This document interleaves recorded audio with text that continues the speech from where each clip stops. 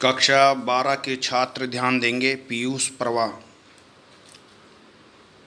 कक्षा 12 और पाठ है पीयूष प्रवाह का 5वां यात्राव्रत। कुछ ऐतिहासिक स्थलों का भ्रमण।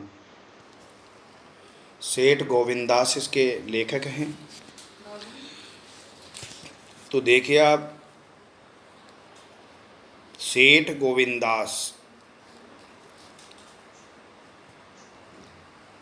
यात्राव्रत कुछ। सेठ गोविंदास जो है, इनका समय माना जाता है 1896 ईस्वी से 1974 ईस्वी। भारत के स्वतंत्रता सेनानी तथा हिंदी के साहित्यकार थे। तो आप ये कहेंगे कि सेठ गोविंदास जो है, इनका समय 1896 और 1974 ईस्वी का माना जाता है। वे भारत की स्वतंत्रता सेनानी तथा हिंदी के साहित्यकार थे। इन्होंने उपन्यास, नाटक, एकांकी, आत्मकथा, काव्य जीवनी, यात्रा संस्मरण, निबंध आदि साहित्य की विविध विधाओं पर लेखनी चलाकर हिंदी साहित्य के भंडार की पूर्ति की। उन्हें शिक्षा व साहित्य के क्षेत्र में सन 1961 में पद्म भूषण से सम्मानित किया गया।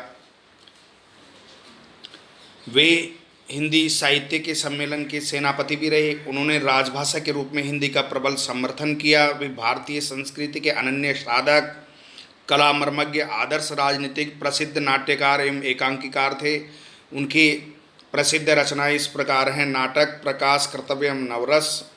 एकांकी हैं सप्तरश्मि, एकादशी, पंचभूत और चतुष्पद। उपन्यास भी हैं इनकी चंपावती, कृष्णलता, सोमलता आदि। तो आपको मैंने ये बताया कि जो है सेठ गोविंदास जो थे, उनका जो नाटक एकांकीकार थे। आप ये कह सकते हो कि आप जो है उपन्यास, नाटक, एकांकी, आत्मकथा, काव्य जीवनी, यात्रा संस्मरण, निबंध आदि साहित्य की विविध कलाओं पर आपने लेखनी चलाकर हिंदी साहित्य के भंडार की पूर्ति की है।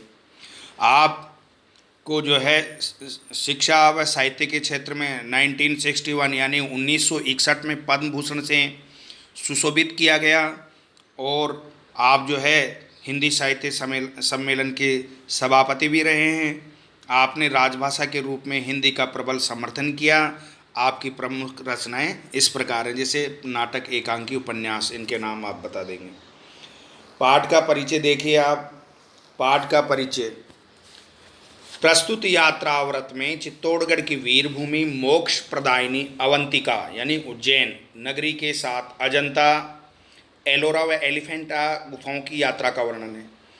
इसमें वहाँ के अपूर्व सौंदर्य, भारतीय संस्कृति की दिव्यता और प्राचीन ऐतिहासिक महत्व को अत्यंत रोचक ढंग से उभारा गया है। संपूर्ण यात्रा वृत्तांत में रोचकता, प्रवाहमयता, तथ्यपरकता दर्शनीय है। भारतीय सांस्कृतिक व ऐतिहासिक धरोहर के प्रति लेखक का अपनात्व प्रेरणास्पद है।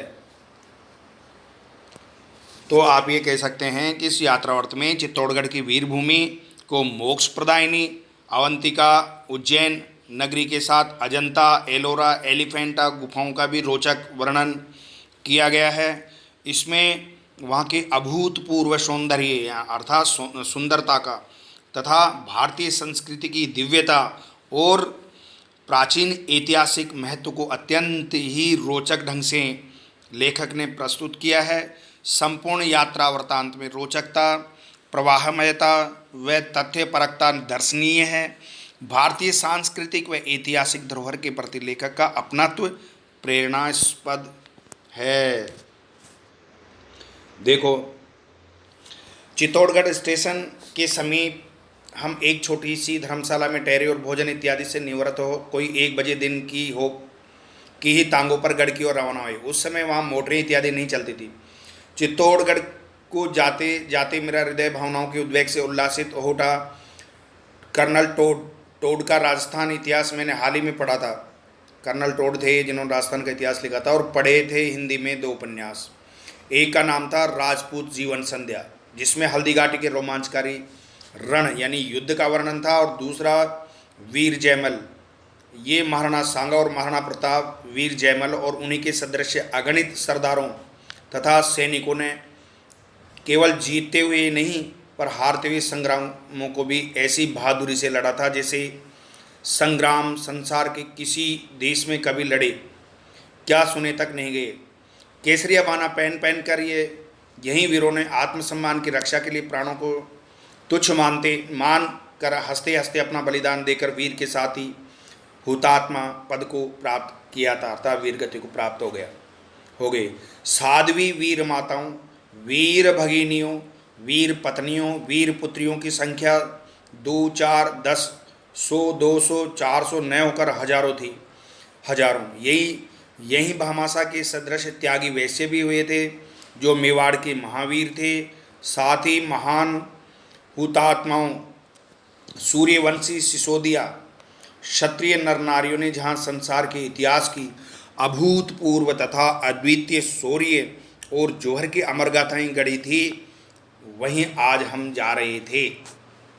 अर्थात लेखक जो है चित्तौड़ की भूमि को देखने के लिए आज वहाँ प्रस्थान कर रहे थे। चित्तौड़गढ़ का देखिए, आगे लिखते हैं, चित्तौड़गढ़ एक पहाड़ी पर है। जैसे जैसे तांगा इस पहाड़ी पर चढ़ता जाता था, मेरी आतुरता वहाँ की वस्तुओं को देखने के लिए बढ़ जाती थी। आखिर हम चित्तौड़ में पहुँचे। गढ़ की दीवारों और उनके बुर्ज खंडित हो गई थे। करीब करीब सारी इमारतें जमींदोज यानी खंडर अवशेष जो रह गए। उन खंडरों के बीच खड़े हैं 2 स्तंभ, एक पहला है कीर्ति स्तंभ और विजय स्तंभ। आपको देखा ये 2 स्तंभ, कीर्ति स्तंभ और विजय स्तंभ। कीर्ति स्तंभ पुराना और जर्जर है, इनकी भी अपनी कहानी है, परंतु विजय स्तंभ उसके बाद का, पहले कीर्ति स्तंभ बनाया गया उसके बाद में विजय स्तंभ का निर्माण करवाया गया। उसके बाद का साथ ही वीरता के इतिहास का सच्चा प्रतीक है। इस 7 खंडों वाले यानी 7 मंजिला जो ये स्तंभ है, इस 7 खंडों वाले विजय स्तंभ को देखकर मुझे भारी हर्ष हुआ। कला और सौंदर्य की दृष्टि से भी ये विजय स्तंभ अपूर्व है। फिर उसी महान वीरता का इतिहास इस विजय स्तंभ के साथ है। यद्यपि इस गढ़ में देखने योग्य बहुत कम रह गया, तथापि मुझे तो इसका एक एक कण पत्थर, इसकी धूलि का एक एक कण भिन्न भिन्न प्रकार से, भिन्न भिन्न ध्वनियों में, भिन्न भिन्न रागों द्वारा वीर गाथाएं गाते जान पड़े। इन पत्रों पर मुझे उस काल की पड़ी हुई सुनी हुई एक एक घटना नृत्य करती सी जान पड़ी। यद्यपि वहाँ की देखने लायक चीज़ों को हम लोग थोड़ी ही देर में देख चुके, परंतु मैं तो संध्या पूर्व उस स्थल को छोड़ ही न सका। इधर से उधर और उधर से इधर न जाने कितने बार आवारा सा भूला सा घूमता फिरता रहा। एक एक जगह को न जाने कितनी बार देखा। मेरी ऐसी दशा अब तक की यात्रा में कभी न हुई थी और न इसके बाद ही हुई। मेरे साथियों को मेरी मुद्रा और दशा पर कुछ आश्चर्य भी हुआ, कुछ लोग हंसे भी, कुछ ने मजाक भी उड़ाया, परंतु मैं तो अपने आप में नहीं था। जब अंधेरा होने लगा तब साथियों ने जोर देकर वहाँ से चलने को कहा। चलने के पूर्व इस स्थान की धूलि लेकर बार बार मैंने अपने मस्तक पर लगाई और जिस प्रकार बड़े बड़े उत्सवों पर मैं मंदिर में भगवान को साष्टांग दंडवत प्रणाम करता था, उसी प्रकार प्रणाम मैंने उस पवित्रतम विजय स्तंभ को किया। प्रणाम के उपरांत मैंने हाथ जोड़ मनी मन प्रार्थना की कि जिन वीरों की अपूर्ण कृत्यों का ये विजय स्तंभ प्रतीक है, उनकी कृत्यों में जो शौर्य, जो त्याग, जो कष्ट सहिष्णुता थी, मुझे भी उसका परमाणु अंश बराबर तो प्राप्त हो। जीवन में अनेक जोखिमों के अवसर पर मुझे ये विजय स्तंभ याद आया है और इस स्मरण ने मुझे नव साहस और नवीन स्फूर्ति प्रदान की है। चित्तौड़गढ़ छोड़ने के पहले हमने वह स्थान भी देखा जहाँ वीर जयमल को गोली लगी थी और उन्होंने वीरगति प्राप्त की थी। इस स्थल के दर्शन से हृदय और अधिक गदगद हो गया।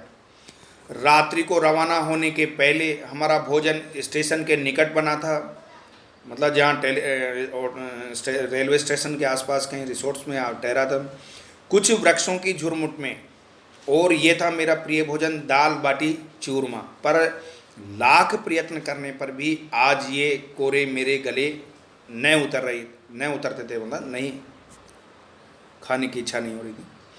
चित्तौड़गढ़ से हम उज्जैन आए। सप्त मोक्षदायिका पुरियों में एक पुरी अवंतिका, मतलब ऐतिहासिक दृष्टि से जो है ये भारत की ये मोक्षदायिनी नगरी मानी जाती है। 7 पुरियों में से एक पुरी अवंतिका यानी उज्जैन। ऐतिहासिक दृष्टि से भी भारतवर्ष के गौरवपूर्ण समयों की ये एक राजधानी थी, परंतु महाकालेश्वर के एक नवीन मंदिर के सिवा यहाँ हमें शिप्रा के अतिरिक्त विक्रमादित्य या राजा भोज के काल की कोई वस्तु न मिली।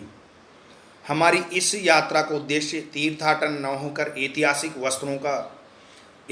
वस्तुओं का निरीक्षण था। हम अपना असवाब स्टेशन पर ही छोड़ गए।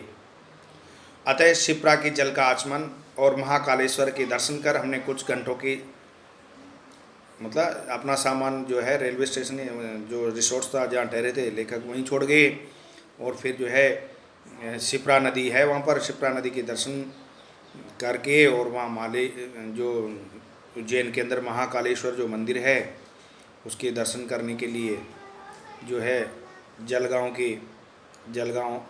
के लिए उज्जैन छोड़ दिया। मतलब वहाँ उन्होंने ये निश्चय किया कि अब जो है महाकालेश्वर भगवान के दर्शन कर शिप्रा में नदी करके और जो है हमको जो है जलगांव जाने की तैयारी करने लगे। जलगांव हम आए थे अजंता और एलोरा गुफाएं देखने। तो आपको ये अजंता एलोरा गुफाएं जो है जलगांव में, हमारे यहाँ ठहरने की व्यवस्था माहेश्वरी समाज के एक सुधारक कार्यकर्ता यानी समाज सुधारक कार्यकर्ता श्री रूपचंद जी लाठी ने की थी। उन्होंने हमारे अजंता और एलोरा जाने के लिए किराए की एक लारी मोटर का भी प्रबंध किया था। जलगांव से लारी पर हम सीधे अजंता गए। अजंता की गुफाएं सुंदर और हरे भरे पर्वत प्रदेश में हैं। इन गुफाओं की संख्या 29 है। इनमें 4 चैत्य के ढंग की और शेष विहार ढंग की हैं। मतलब 4 तो ऐसे लगती हैं जैसे सजी हों और बाकी की ऐसी लगती हैं जैसे घूमते फिरते। ये गुफाएं एक साथ नहीं बनाई गई, यद्यपि इनके बनने का निश्चित समय ज्ञात नहीं, परंतु पुरातत्ववेताओं के मत से ईसा के 100 वर्ष पूर्व से 700 वर्ष बाद ये बनती रही, कोई कभी और कोई कभी। गुफाएं इनकी अद्भुत चित्रकारी के कारण सारे संसार में प्रसिद्ध हो गई हैं। आज विश्व प्रसिद्ध एलोरा और जो अजंता की गुफाएं हैं वो एलिफेंटा की गुफाएं वो विश्व प्रसिद्ध मानी जाती हैं। ये गुफाएं एक अर्धगोलाकार पहाड़ी के मध्य भाग की चट्टानों को काटकर बनाई गई हैं। कैसी अद्भुत बात है कि एक ही शिलाखंड को काटकर उसके अंदर कमरे और उनमें मूर्तियां बनाई गई हैं। कमरों की दीवारों पर प्लास्टर चढ़ाकर तथा सफ़ेदी करके उस पर सुंदर चित्र बनाए गए हैं। प्लास्टर इतना मजबूत और सुंदर है कि कई शताब्दियों के पश्चात आज भी हम उसे ज्यों का त्यों पाते हैं। बोधिसत्व पद्म पाणी अर्थात कमल पुष्प ली हुई भगवान बुद्ध का चित्र, बुद्ध के महाविनेश कर्म का चित्र, सिर पर मुकुट धारण किए हुए सिद्धार्थ खड़े हैं। सिद्धार्थ बचपन का नाम था। बाएं हाथ में एक सूत का धागा बंधा है और दाहिने हाथ में कमल पुष्प है। शरीर पर मोटा यज्ञोपवीत यानी जनेऊ और गले में मणिमाला है, मोतियों की माला। पतली लंबी भौं के नीचे अधखुले विशाल नेत्रों से अहिंसा, शांति तथा वैराग्य टपकता है।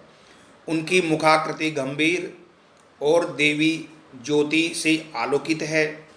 कैसा मनोहर रूप, कैसे ढलवे से सारे अंग प्रत्यंग और अव्यय, कैसी चित्रकारी। घंटों चित्र की ओर देखते रहिए, आंखें और मन तृप्त न होंगे। कहा जाता है इससे सुंदर आकार आज तक दुनिया में चित्रित नहीं हुआ। इस चित्र के विषय में देवी निवेदिता लिखती हैं, ये चित्र संभवतः भगवान बुद्ध का सबसे बड़ा कल्पनात्मक प्रदर्शन है। ऐसी अद्वितीय कल्पना का पुनः साकार हो सकना असंभव सा ही है, मतलब असंभव के समान है। गुफा का एक और महत्वपूर्ण चित्र एक राजकीय जुलूस का है, जिसमें बहुत से आदमी सज धज कर जाते दिखाए गए हैं। किसी के हाथ में छाता है तो किसी के हाथ में बजाने की सरंगी बाजा है। जुलूस में स्त्री पुरुष दोनों सम्मिलित हैं। चित्र अलंकार प्रदान है। स्त्रियों के हाथों में सुंदर कंकण यानी कड़े जो पहनती हैं तथा वे गले में हार पहने हैं। कान से लगे सुंदर कर्णावतंस भी लटक रहे हैं। कानों के जो फूल मालाएँ लटकती हैं डिजाइन की बनी हुई हो। स्त्रियों की कमर लचीली और पतली है। उनके उभरे वक्षस्थल सीना जो है उनका उभरा हुआ कुछ सूक्ष्म वस्त्रों से स्पष्ट दृष्टिगोचर होते हैं। उनकी गर्दन तिरछी और मुद्राएं कटाक्षपूर्ण हैं। कनखियों से देखती हुई यौवन मद और अनुराग लिप्सा से परिपूर्ण जीवन तापहारी लतिकाओं से जान पड़ती है। अजंता की चित्रकला में स्वाभाविकता है, जीवन है, सादगी है, साम्य है, औचित्य है और सौंदर्य भावना है। कुरुचि का अथवा विभत्सता का लेस मात्र उनमें नहीं है। सबसे बड़ी बात तो यह है कि अजंता के चित्रों में अंकित व्यक्तियों में, चाहे वह धनाढ्य भूपति है यानी राजा, अथवा गरीब हो या ग्रस्त हैं, निर्धन कहते हैं, गरीब या ग्रस्त हैं, चाहे पुरुष हैं अथवा स्त्रियां हैं, उन सब में जीवन के प्रति आनंद भावना है। उनके हृदय में जीवन के प्रति एक सुखमयी लिप्सा है जिसे सभी कला मर्मज्ञों ने स्वीकार किया है। यही कारण है कि अजंता के चित्र संसार भर में अद्वितीय हैं। उनमें भारतीय जीवन की, उसके विराग अनुराग की, उसकी आशाओं निराशाओं की, उसकी क्षमताओं व्यथाओं की झलक तो है ही। उनमें भारतीय संस्कृति का चरम आदर्श भी परिलक्षित हुआ है। आनंद भावना ही भारतीय जीवन का साध्य और साधन रही है। अजंता की 29 गुफाओं में से 2 अगम्य हैं। अगम्य का मतलब 29 गुफाओं में से 2 में जो है आप आया जाया नहीं जा सकता, मतलब बाकी सभी देखी जा सकती हैं। इसके इन विषय में एक बड़ी कठिनाई है काल निर्णय की, मतलब इनको कब बनाया गया, किसने बनवाई, इसका कोई लिखित प्रमाण प्राप्त नहीं होता है, तो उस समय निर्णय की बड़ी कठिनाई है। समय समय पर विविध राजाओं की संरक्षकता में इन्हें बनाया गया होगा, ऐसा अनुमान है, मतलब ऐसा कहा जाता है, क्योंकि कुछ चित्र अत्यंत प्राचीन और कुछ अर्वाचीन जान पड़ते हैं। देखने पर लगेंगे कि बहुत पुराने भी हैं और कुछ नए नए से लगते हैं। ये चित्रकारी का प्रभाव है या कुछ। अजंता का एक चित्र काल निर्णय में कुछ सहायक है। ये चित्र है फारस देश के राजदूत का, जो फारस के राजा की ओर से कोई भेंट प्रस्तुत करता दिखाया गया है। मोटे तौर पर यह कहा जा सकता है कि गुप्त काल से लेकर चालुक्य वंश के शासनकाल तक इन गुफाओं का निर्माण हुआ होगा। अजंता से मोटरलारी में ही दौलताबाद गए और दौलताबाद से एलोरा। देखो, एलोरा की गुफाएं भी शिलाखंड में काट कर बनाई गई हैं, यानी पहाड़ों को काट कर बनाई गई हैं। शिलाखंड क्यों कहना चाहिए कि एक छोटे मोटे पठार को काट इन गुफाओं को बनाया गया। अनुमान कीजिए कि ये गुफाएं 1.25 मील तक चली गई, 1.25 मील तक पत्थरों को काट करके बनाई गई। अपने आप में आश्चर्य, जिनके बनाने में न मालूम कितना परिश्रम हुआ होगा और न मालूम कितना समय लगा होगा और पैसा कितना लगा होगा, धन भी गया, तो इसके अनुमान लगाना बड़ा ही मुश्किल है। इस गुफा श्रृंखला के 3 मुख्य अंग हैं। कौन कौन से? बौद्ध गुफाएं, हिंदू गुफाएं और जैन गुफाएं। तो प्राचीन काल के अंदर में इन्हीं गुफाओं के, बौद्ध गुफाओं और हिंदू गुफाओं और जैन गुफाओं का ही वर्णन मिलता है। बौद्ध गुफाओं की संख्या 12 है और अनुमान है कि वही सबसे पहले की बनी है। उनकी खुदाई 4वीं से 8वीं शताब्दी के बीच हुई। हिंदू गुफाओं की संख्या 17 है। ये बीचों बीच बनी हुई हैं और अनुमान है कि इनकी खुदाई 7वीं और 8वीं शताब्दी में हुई। अंतिम गुफाएं जिनकी संख्या 4 है, जैन गुफाएं हैं, जिनकी खुदाई हिंदू गुफाओं के बाद ही हुई होगी। प्रारंभिक बौद्ध गुफाएं बिल्कुल सादी हैं। प्रारंभिक बौद्ध गुफाएं बिल्कुल सादी हैं, मतलब उनमें कोई विशेष बात नहीं है। पर 10वीं गुफा जो विश्वकर्मा गुफा के नाम से प्रसिद्ध है, उल्लेखनीय है कि 12वीं गुफा जो 3 तल का गुफा के नाम से प्रसिद्ध है, एक तिमंजली गुफा है, 3 मंजिल की बनी हुई। यहाँ पर जो मूर्तियाँ अंकित हैं वे आकार, धार्मिक भावना की अभिव्यक्ति और सजावट की दृष्टि से अनुपम बनी हुई हैं। विश्वकर्मा गुफा का भीतरी भाग सकरा होता गया और अंत में 27 फुट लंबा और 15.5 फुट चौड़ा रह गया। वहाँ पर आसीन 11 फुट की ऊंची भगवान बुद्ध की विशाल मूर्ति भी स्थित है। 3 तल गुफा मनुष्य के सतत प्रयत्न और धैर्य का उत्कृष्ट नमूना है, मतलब उच्च कोटि का। कितने परिश्रमी और कितनी लगन से पाषाण खंड काट करके, यानी पत्थरों को काट कर ये तिमंजली कलाकृति खड़ी की गई होगी। अकेले अर्थ वैसे संभवतः ये कार्य संपन्न होना कठिन था, यानी कोई एक मनुष्य अगर बनाना चाहे तो इतना कठिन कार्य उसके इससे संपन्न नहीं होगा। यहाँ मुझे इसके पीछे मनुष्य की कर्तव्य निष्ठा और आस्था की झलक दिखाई दी, जिसके बिना मेरे विचार में कोई महान कार्य पूरा करना संभव नहीं है। इन गुफा में जो बुद्ध की मूर्ति है उसके विषय में एक रोचक बात बताना जरूरी है। स्थानीय निवासी उसे राम मानकर पूजते हैं। इस मूर्ति की नाक और ओंठ आदि नहीं है, पर स्थानीय निवासी एक टूटते ही पलस्तर की दूसरी नाक चढ़ा देते हैं।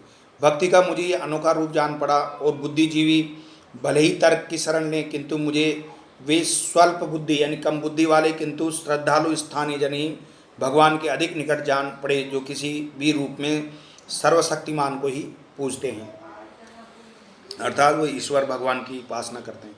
हिंदू गुफाओं में 16वीं गुफा, जिसे कैलाश अथवा रंगमहल गुफा कहते हैं, भगवान शिव की गुफा है, किंतु इसमें विष्णु भगवान का और अन्य पौराणिक विभूतियों के चित्र भी अंकित हैं। इसमें ध्वज स्तंभ और हाथी की मूर्ति भी दर्शनीय है। भारत में पाषाण खंड में बनी हुई इतनी विशाल गुफा दूसरी नहीं है। ये गुफा 276 फुट लंबी, 154 फुट चौड़ी, 107 फुट ऊंची है। इससे गुफा की भीमकाय आकार का अनुमान लगाया जा सकता है। शिलाखंड में काटकर बनाया गया है। हिंदुओं का इतना विशाल मंदिर भारत में प्राचीन मतलब इतना सुंदर और गुफाओं काटकर दूसरा उपलब्ध नहीं है।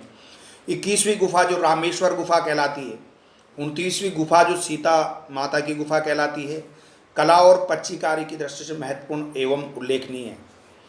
एलोरा से फिर हम दौलताबाद लौटे और दौलताबाद से पुनः जनता आकर एक बार फिर पद्मपाणि भगवान बुद्ध के चित्र के दर्शन कर जलगांव लौट आए।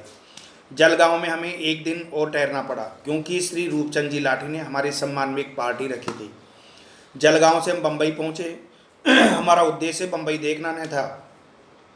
बम्बई में तो कई बार हो ही आया था। यहाँ हम आए थे एलिफेंटा की गुफाएं देखने। तो यहाँ पर जो है ये एलिफेंटा की गुफाएं देखने के लिए पहुँच गए। एलिफेंटा गुफाओं के विषय में हाथी की एक मूर्ति का जिक्र होता है, जिसका अपना इतिहास है। सन 1814 में इस हाथी का सिर टूटकर गिर गया और बाद में उसका शेष अंग भी कई भागों में कट गया। सन 1864 में इस मूर्ति के खंडित अंगों को विक्टोरिया बाग बम्बई ले जाया गया, जहां इसको पुनः जोड़ा गया। कहा जाता है कि इस हाथी के अंग्रेजी पर्याय एलिफेंट, अंग्रेजी में इसको एलिफेंट कहते हैं। इस नाम पर ही पुर्तगालियों ने इस गुफाओं का नाम एलिफेंटा की गुफाओं की संज्ञा दी, अर्थात एलिफेंटा की गुफाओं के नाम से प्रसिद्ध हो गई। ये गुफाएं एपाला बंदर से कोई 7 मील पश्चिमोत्तर में एक द्वीप पर स्थित हैं, जिसे स्थानीय निवासी और मल्ला घरपुरी कहते हैं। इसका घेरा कुल मिलाकर 4.5 मील से अधिक नहीं है। इसमें 2 पहाड़ियाँ हैं, जिनके बीच एक मनोरम घाटी है। द्वीप के निवासियों की संख्या बहुत कम है। आकार की दृष्टि से द्वीप चाहे छोटा हो, पर इसका इतिहास बड़ा रोचक रहा है। मौर्य वंश, चालुक्य वंश और राष्ट्रकूट राजाओं का इस पर आधिपत्य अधिकार रहा था। सन 1534 में इस पर पुर्तगालियों ने अधिकार किया। सन 1774 में अंग्रेज़ों ने इसे अपने शासन में ले लिया और सन 1775 में बादशाह एडवर्ड सप्तम को, जो उस समय प्रिंस ऑफ वेल्स थे, इस द्वीप पर दावत उनके द्वारा दी गई थी। प्रिंस ऑफ वेल्स की तरफ से इस द्वीप पर जो है पहली दावत दी गई थी। किंतु इस द्वीप की महत्ता का आकार इतिहास न होकर यहाँ की तत्क्षण कला और वहाँ की अद्भुत गुफाएं, इन गुफाओं का निश्चित रूप से काल निर्णय करना तो असंभव सा है, पर इतना अवश्य ज्ञात होता है कि 7वीं शताब्दी के पूर्वार्ध यानी पहले में भी ये विद्यमान थी, अर्थात उससे भी पहले से बनी हुई थी। एलिफेंटा की गुफाएं मुख्यतः शिव हैं और इनमें सबसे प्रसिद्ध भगवान शिव का मंदिर भी है, जो एक गुफा में खोदा गया है। यहाँ भगवान शिव को सृजनहार, पालनहार और प्रलयंकारी तीनों रूपों में अंकित किया गया है। शिव के तांडव नृत्य का एक मनमोहक दृश्य है और एक शिला पर शिव को भावमग्न भी अंकित किया गया है। शिव को नटराज के रूप में अंकित करने वाले एक दृश्य में उनके उस सृजनकारी नृत्य की अभिनव छवि है, जिसे ब्राह्मण कला में इतना उच्च स्थान प्राप्त है। शिव पार्वती विवाह, गंगा अवतरण, अर्धनारीश्वर शिव, मानवती पार्वती आदि के अनेक छवि दृश्य हमने मनोयोग पूर्वक देखे। इन प्रतिमाओं में सबसे प्रसिद्ध शिव की प्रतिमा है। एलिफेंटा से हम बम्बई लौटे। बम्बई से हमारा विचार बीजापुर जाकर गोल गुंबज देखने का का और भी था। मतलब अब जो है एलिफेंटा गुफाएं देख करके बम्बई से विचार बीजापुर जा कर के वहाँ जो गोल गोलकुंडा की जो गुंबज है देखने की इच्छा थी, उसकी बड़ी प्रशंसा सुनी थी। परंतु जबलपुर के कुछ ऐसे तार और पत्र मिले कि इस दौरे को अब मुझे समाप्त कर जबलपुर लौटना पड़ा। इसके बाद गोल गुंबज देखने का मुझे अब तक सौभाग्य प्राप्त न हो सका। यद्यपि मैं सारे संसार के अधिकांश भाग के चक्कर लगा आया हूँ, एक कहावत है, अनी चूके बीसासो, वही इस मामले में हुआ। तो देखिए इसके आप, ये आपका पाठ पूरा हो गया। यात्राव्रत, कुछ ऐतिहासिक स्थलों का भ्रमण, सेठ गोविंदास, पार्ट 5। आप इसको समझे, रीडिंग लगा सुनेंगे, सुन करके आप इसके प्रश्नोत्तर करेंगे। प्रश्नोत्तरों से पहले मैं आपको इनके कठिन शब्दार्थ जो है, आप सबसे पहले कठिन शब्दार्थ अपनी उत्तर पुस्तिका यानी अभ्यास पुस्तिका में करेंगे। जैसे उद्वेग का होता है, आकुलता, द्वितीय जिसके समान दूसरा न हो, बुर्ज, गुंबद, जमीदोष यानी नष्ट कर देना, मिट्टी में मिला देना जमीन में, लिप्सा यानी इच्छा, महाविनिष्क्रमण यानी गृह त्याग, महाविनिष्क्रमण का मतलब होता है गृह त्याग, असबाब सामान, कर्णावतंस कान के आभूषण, तृप्त संतुष्ट, पाषाण यानी पत्थर, सदृश समान, तुच्छ यानी हीन, यज्ञोपवीत यानी जनेऊ, पुरी यानी नगरी, आलोकित यानी प्रकाशित, तक्षण कला मूर्तिकला, परिलक्षित दिखाई देना, अवयव अंग, अर्वाचीन, नवीन। अब आगे जो है वस्तुनिष्ठ प्रश्न देखिए। वस्तुनिष्ठ प्रश्न में आपको इसे वीडियो के बाद यानी दूसरे वीडियो के अंदर बताऊंगा। आप ये ज़्यादा बड़ा हो जाएगा, इसलिए आप जो है इसको यहाँ तक करके और अगले यानी पार्ट 2 के अंदर जो है आप प्रश्नोत्तर देखेंगे।